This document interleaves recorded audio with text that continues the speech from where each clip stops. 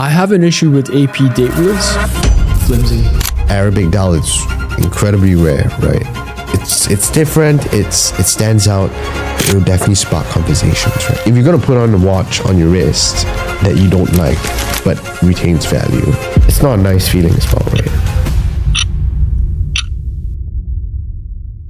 Welcome to another episode of 25 Minutes with TimeTells. I'm Carl, one of the co-founders. We're joined by Mike again.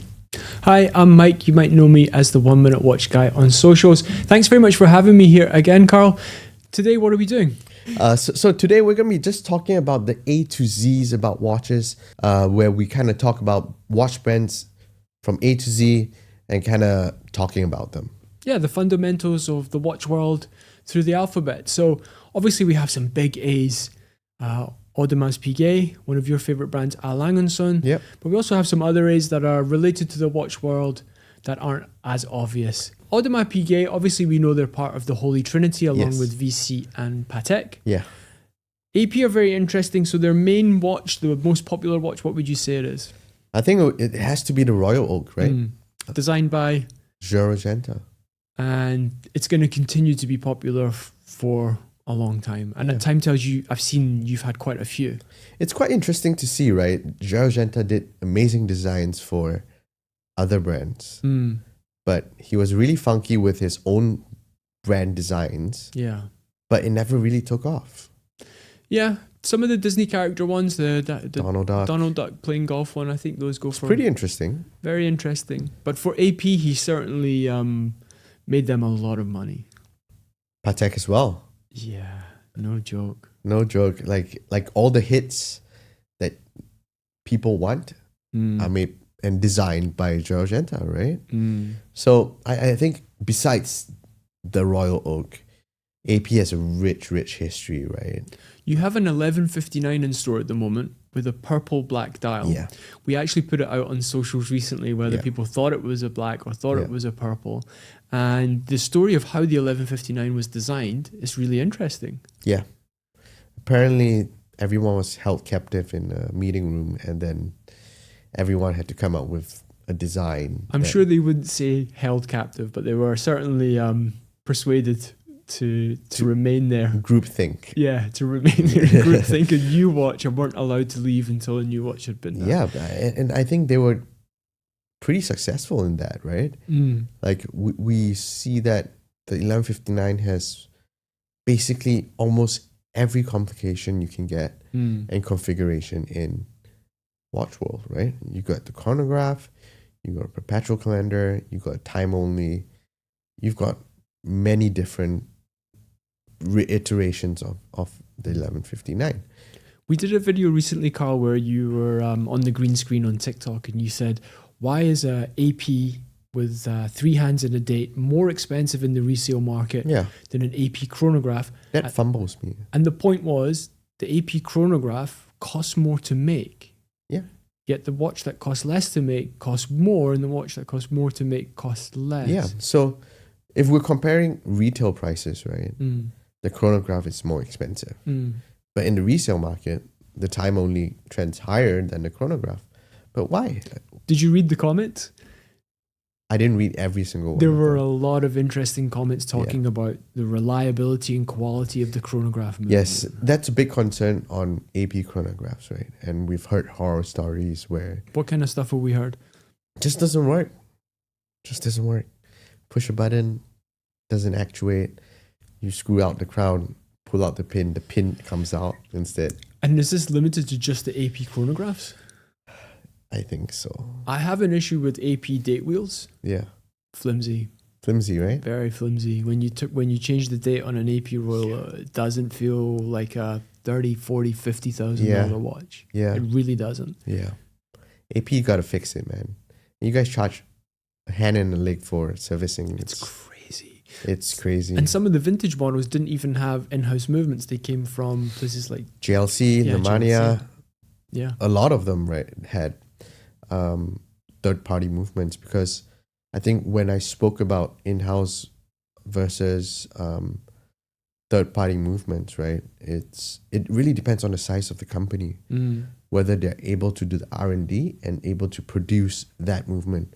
If not, it's not cost effective, right? Absolutely. And they're not the only big brand to bring in JLC movements, let's be honest, or like Rolex used to bring in Zenith movements for their Daytona. It's not unusual. It's not. But why is AP so popular, bearing in mind it's very well known that the quality of their chronographs and the quality of their date wheels is not reflected in the price, let's say? I think AP is just a very iconic watch brand. In their products, it's super iconic. Like the Royal Oak, you can see it from afar. You kind of recognize it from afar. Even in Casios nowadays, people are doing like Casio Oaks. Right? Yeah, it's crazy. The reason for that is because of the design of the watch. It resonates so deeply in the watch industry that everyone kind of knows what that watch is from afar. And there have been many pretenders or reiterations from other brands trying to grab some of that success with similar designs. I won't name names, but I think we've all seen, like you said, a Casio or even bigger Swiss brands have tried to replicate that. I am sure. But AP is not always known for the Royal Oak. Before that, they have complications like the perpetual calendars, which kind of went head to head with VC's perpetual and the Patek perpetual calendar. So if you have those three, it's kind of seen as the holy trinity at the start, before all these sportier watches it came out, right? So what other A's do we have, Carl? We've got A. Lange & AP. We've got a lot. There's Azimuth, which is a Singaporean Swiss brand. Who else do we have in the A's that you'd like to give a shout out to in the alphabet? Arnold and Sons. That's a very good one, yeah. There is one thing I'd like to say in the A's category of watches.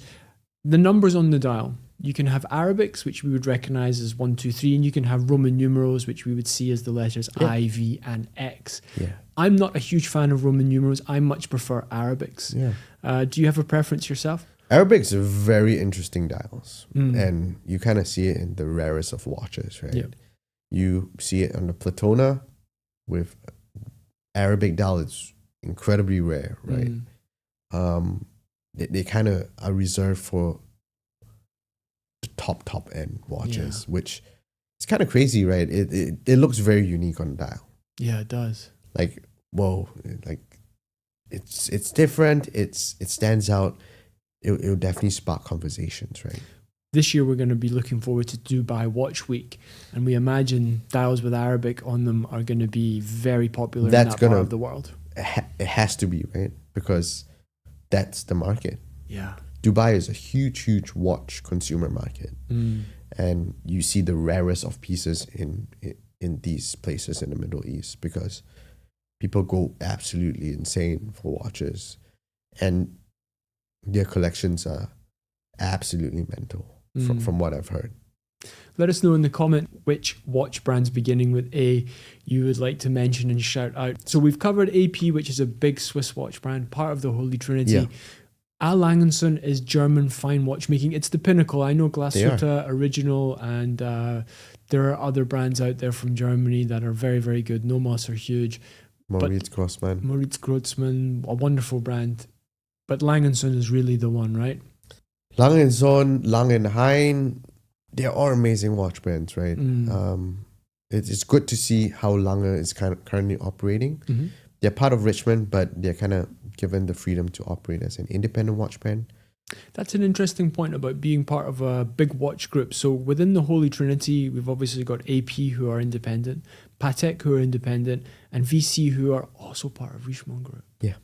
Along with A. Lange & Söhne. Yes. What are the benefits, what are the pros and cons, do you think, for those brands being within a big group? I think being part of a big group has its pros and cons, right? I think we'll go through the pros first because they're able to kind of share R&D and they kind of can brand build together, which is amazing because you see how people can revolutionize a little bit faster than the rest. They share resources, which is good as well, but Lange still takes 6 months for a service. I still don't understand why. That's kind of unique. That's not situation. unusual in the fine watchmaking. Yeah. I know Grand Seiko as well are 6 months, they tell you, and if you get it back sooner, then great. But 6 months is what you're told. Under promise, over deliver. Something like I guess. that. Something like that. But sometimes being part of a big brand kind of taints the brand as well. Speaking of which, Alpina is a big Swiss brand. Yeah. It's been around for a long time. Yeah. I think it's a resurrected brand. I think Citizen bought it and took it to a new kind of level. Yeah. I think Citizen have tainted the Alpina watch brand. I think why? Because people who like Swiss watches tend not to like or value Japanese watches. So although Citizen are great, I think people are a little biased that they're owned by a Japanese company, whereas they're still based in Switzerland, still manufactured in Switzerland. I don't have much knowledge on Alpina, but Japanese watch brands, like independent brands, are well loved. Like another A brand, I don't know whether you call it H or A, Hajime Asoka. They're an amazing watch independent brand which has incredible innovations and watchmaking craftsmanship, right? They're extremely well loved. They're extremely hard to get, extremely collectible. So we should go to Japan and check that out. We should. We can ask him in person. That's something that I'll be longing to do. It's to go and visit more manufacturers and kind of understand deeper from the people themselves of their watchmaking, right? I kind of want to translate that to my clients and my friends as well, right? It's great to share that knowledge. It's exactly that. It's the sharing of the knowledge and knowing what it is. There's also Atowak. This is a micro brand that's very popular in Singapore. They make watches along the kind of MB&F lines, but on the much more value end, $1,000, $2,000. That's Mike's specialty, right? Yeah, there's loads of these and they're really interesting. And we spoke about it previously on the other podcast. For that price, you can't expect the level of finishing that you would get on an MB&F. You just can't. But they're very interesting, unique pieces. And when you wear them, of course, you have these kind of conversations that you have. But to come back to Lange, the tradition of naming watches after significant years and significant things, you mentioned earlier that the Lange 1 was your first ever Lange. How do you feel about the Lange 1 at the moment? Do you still think it's... Still love it. It's extremely iconic, right? You have quite a lot in its store at TimeTells, which is great. And it's extremely good value as well. Like you're buying so much watch for the price you're paying compared to what you're paying retail price, where they kind of keep hiking prices out there. So they kind of released the Onyx style last year. It's an incredible watch. Like it's hard to get. Hard to get is one thing, but a very pretty Lange 1 blacked out on an Onyx style. It's something very special. Do you think there's a comparison to be made between the A. Lange 1 and the Breguet tradition? Do you think that in terms of how the dials are laid out with the smaller subdial, I can understand where you're coming from, but they're still two very, very different watches. Well, the Breguet tradition is normally skeletonized. They're all skeletonized, yeah. So, but the layout of the smaller subdials is very similar in that sense. Well, the tradition, the subdial's right on top. Yep. With the two gearings at the bottom, kind of resonates more with like a pocket watch. But Lange is more of off-centered dial, dressier, more classy, more elegant. I would agree. Traditions are a bit more modern, different, out of the norm. You really don't see many traditions out in the wild, do you? I think it sparks a lot of conversations. Like a lot of my clients have told me that wearing this watch kind of breeds conversation, which is good, right? Like if you're going for a networking session, you're wearing this interesting watch, people go like, what are you wearing? It kind of shows your personality as well. A watch is kind of an extension of who you are and what kind of phase you're going through as well, right? If you're on that Rolex phase, it shows as well. If you're going through the dressier watch phase or independent phase, it kind of shows where you are in that collecting journey and how you kind of see things in that sense. Right? Do you remember the first AP you ever owned? Oh, I didn't really own an AP. You never owned an AP, and you didn't name it in your favorite brands in the previous episode either. Yeah, I like APs, but you don't feel passionately about them. You don't have an affinity or a love for them. They're just too big for my wrist.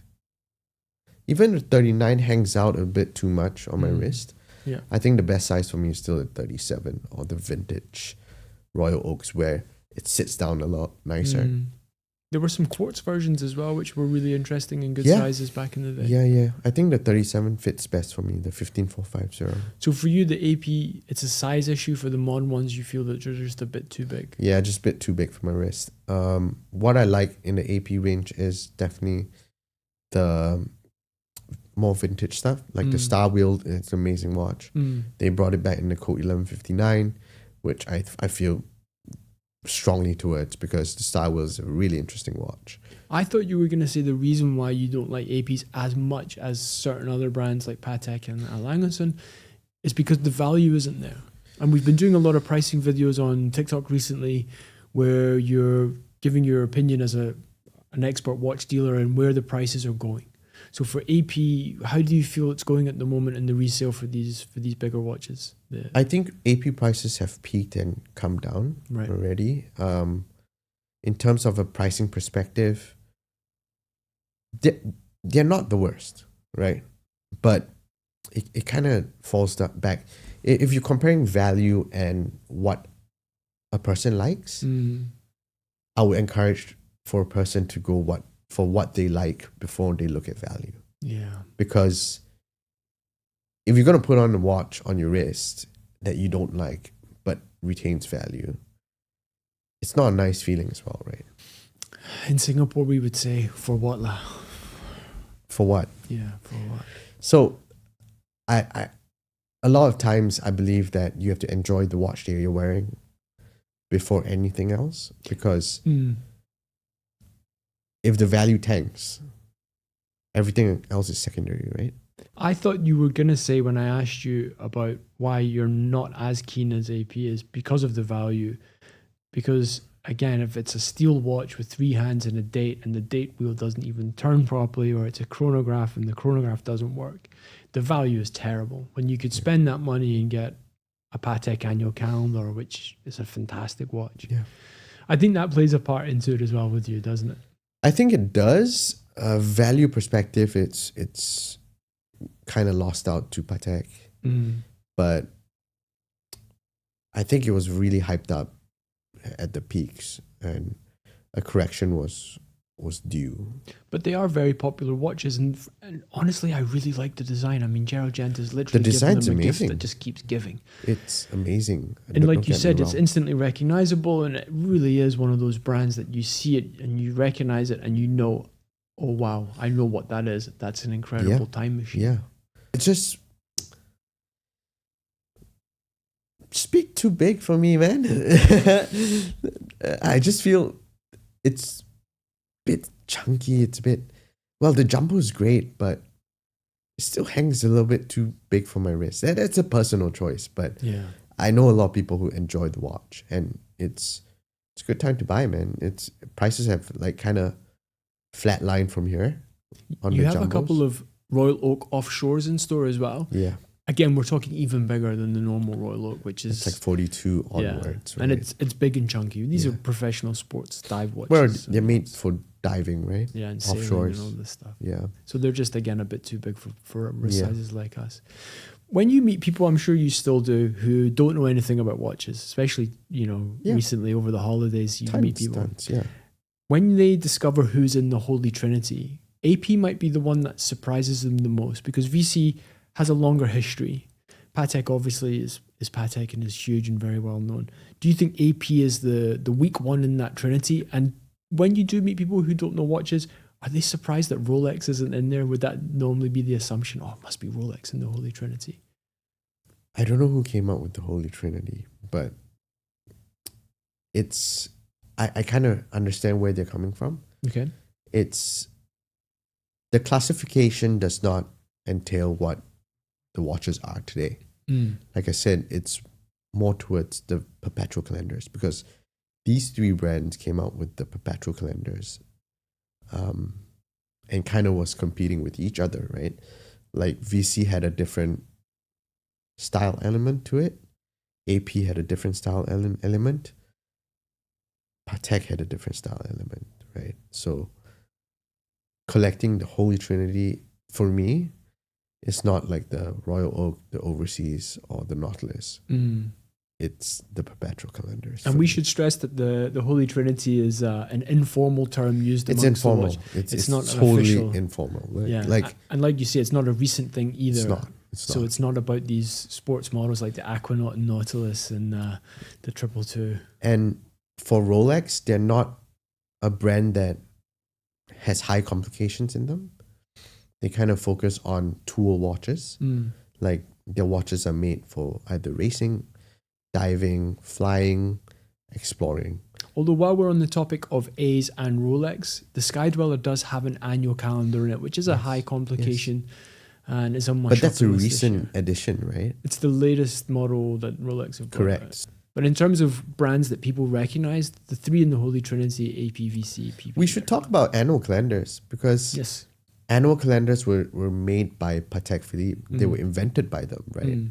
To make it a lower cost option with calendar functions on it, right? So very, very briefly for the layman, what's an annual calendar? Right. So an annual calendar is a watch complication which has the day, the date, and the month, but it kind of has to be reset every month. Like it doesn't really recognize the leap years. Sorry, it has to be set every year. Correct me. Every February, you kind of have to just set it. Yeah. Because it doesn't know whether it's 29 or 28 days, right? So that's what the difference is in between a perpetual and a normal date watch. So it kind of falls in between the categories. So a normal date watch, the date wheel will turn all the way to 31 days in the month, regardless if it's January or February. Whereas an annual calendar will not know whether it's going to turn at 28 or 29 because of the leap in years. February, yeah. So a perpetual calendar then takes that into account. Yes. So the perpetual calendar in that case has, as it sits, perpetual. It can last till 2100 before it needs resetting. It has that 4 quadrants on, let's say the Patek Perpetual. It has a 4 quadrant in there, just denoting which year are you on the leap year calendar. Oh, that's why it's quadrants. Yes. 1, 2, 3, 4. Right. Sorry, so I never put that together. It would recognize that it is a leap year. Last year in 2024, JLC released what they called the Eternal Calendar. And that's going to take into account not just leap years, but this very weird, peculiar thing that happens every few hundred years in the Gregorian calendar, which is another day.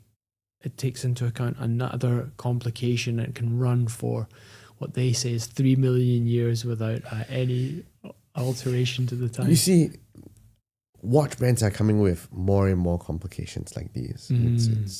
It's incredible what they're doing with their watches today, right? Yeah. Urwerk has the time machine. We saw that in person at IAM Watch. He let us wind the machine and put it in. The most accurate watch in the world, right? Yeah. Comes with its own personal suitcase. That was that really was cool for nerds like us. We're diverging from A's, man. But just going back to annual calendars, they are a very, very functional watch, which Patek came up with, and a lot of other brands followed suit, like a Lange and so on. I think Lange really took the annual calendar to a next level with the Saxonia in terms of craftsmanship. They really outdid themselves on that. Is that your favorite annual calendar, the Lange and Saxonia? It's actually one of. Give me the top 3 annual calendars that you can think of. My favorite is still the 5146G. Yeah. Which I own. Yeah. Secondly would be the Saxonia annual calendar, which is an extremely good looking watch. So good. And the next one would be the 5396 by Patek themselves, because it kind of relates back to the 2499, which is petrol calendar with the same kind of format, which it is a beautiful layout. I always love the date windows that Patek does. Even that's why the Saxonia recognizes so much with me, because it's the big date window on the top, which is very That's nice. something A. Lange & Son do a lot of, the good date windows with the Zeitwerk as well. Yeah, That's incredible. yeah. Can you tell us very briefly about the Zeitwerk and why it's so special to you? I just posted a video about the Zeitwerk, right? Stating that it's the future of watchmaking. Why do you think it is? Made a digital watch mechanical, right? So what makes it so different to a regular wristwatch? So instead of having hands that go around the watch, they just have windows that shows the time, right? So every minute the window will tick over. It will tick over. So there's no second hand. There's no second hand. There's a small second hand in the middle. Yeah. A small, like offset, like a mini second hand. But the hour and the minutes, it's all by the date windows, which is extremely cool to me. That is very cool. Like it's a window that just keeps ticking. Every time when it switches to like from 11:59 to 12, it's so nice to see.